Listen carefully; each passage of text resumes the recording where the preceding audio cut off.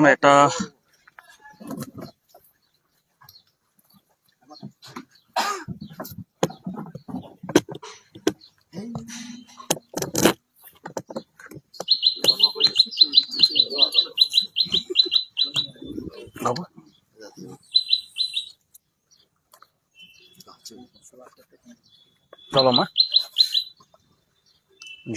যোৱাকালি আমি এটা সংবাদ মাধ্যমৰ এটা নিউজ দেখিবলৈ পাইছোঁ। যোৱাকালি CM মহোদয় ইয়াত ডিফুলৈ আহিছে, তেখেত এটা দুটা আঁচনি উদ্বোধন কৰিবলৈ। তাৰপিছত উদ্বোধন কৰাৰ পিছত তেখেত এটা প্ৰতিক্ৰিয়া প্ৰকাশ কৰিছিলে।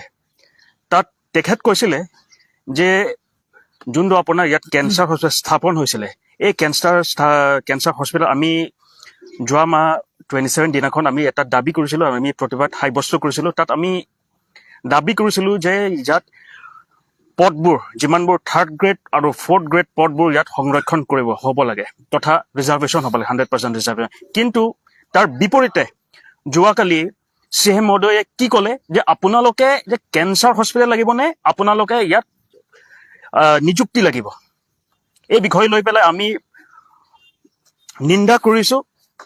আৰু আমি স্পষ্টভাৱে আমি কৈছোঁ যে যদিহে এই চৰকাৰে জনবিৰোধী কাম কৰে, এই চৰকাৰে যদি যুৱক যুৱতীসকলক তেওঁলোকে আমাৰ দাবীখন পূৰণ নকৰে, তেনেহ'লে আমি ক'বলৈ বাধ্য হ'ম এই চৰকাৰখন যুৱক যুৱতীসকলক নহয়, এই চৰকাৰখন হ'ল এটা কৰ্পৰেট, এই চৰকাৰখন হ'ল এটা আম্বানী চৰকাৰ।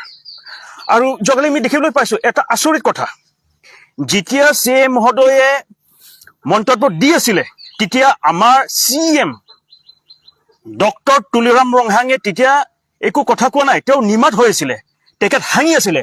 তেখেত ক'ব লাগিছিলে যে এইবোৰ আমাৰ ইয়াত যুৱক যুৱতীসকলে বেলেগ স্থানত বেলেগ ৰাজ্যত তেওঁলোকে গুচি গৈ আছে, কাৰণ ইয়াত তেনেকুৱা জবছবোৰ নাই, ইয়াত তেনেকুৱা কোম্পানীবোৰ নাই। সেইকাৰণে আপোনালোকে আপোনাৰ ফালৰ পৰা কিবা এটা ভাল মন্তব্য দিয়ক বুলি ক'ব লাগিছিলে। কিন্তু তেখেত নিমাত হৈছে, কি খালি নিমাতেই নহয়, তেওঁ এই বিষয় লৈ পেলাই তেওঁ হাঁহি আছে। তেওঁক আমি সুধিবলৈ বাধ্য হৈছোঁ সংবাদ মাধ্যম, আপোনাৰ সংবাদ মাধ্যম প্ৰচাৰ মাধ্যম ফালৰ পৰা, তেখেত কাৰ্বি নহয় নেকি? তেখেত কাৰ্বিৰ আৱেগ বুজি নাপায় নেকি?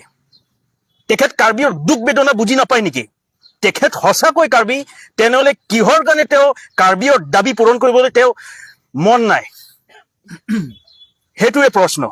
আৰু যদিহে কাউন্সিল ফালৰ পৰা CM ফালৰ পৰা আমাক এটা প্ৰতিশ্ৰুতি নিদিয়ে,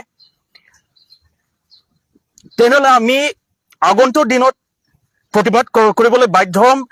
আৰু যদিহে প্ৰতিবাদ কৰাৰ টাইমত কোনোবা জেললৈ গুচি যায়, কিবা এটা হয়, সেই বিষয়টো লৈ পেলাই তুলিৰাম মহোদয় ইয়াত জগৰীয়া হ'ব।